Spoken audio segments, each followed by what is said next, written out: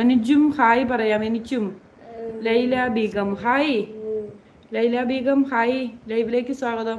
അപ്പൊ അങ്ങനെയാണ് കേട്ടോ സംഭവം. അതെയോ, പെട്ടെന്ന് സുഖമാവട്ടെ മോനൂന്ന് പറയുന്നുണ്ട്.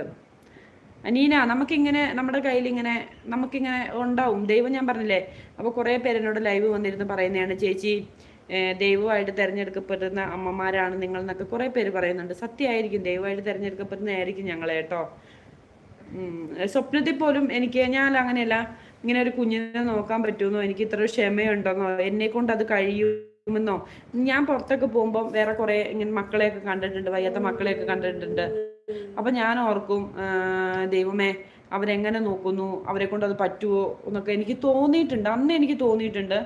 പക്ഷെ ഇപ്പൊ എനിക്ക് മനസ്സിലായി കേട്ടോ, ഇങ്ങനത്തെ കുഞ്ഞുങ്ങളെ നമ്മൾ നോക്കുമ്പം അവർ വിചാരിക്കും നമ്മളെന്തോ ഇങ്ങനെ ഉദ്ദേശിച്ച് നോക്കുന്നതാണ്. പക്ഷെ അവരെ നോക്കിയിട്ടുണ്ടെങ്കിലുള്ള അവരുടെ വിഷമവും എല്ലാം എനിക്കിപ്പോൾ ഇന്ന് മനസ്സിലാകാൻ തുടങ്ങിയിട്ടുണ്ട്.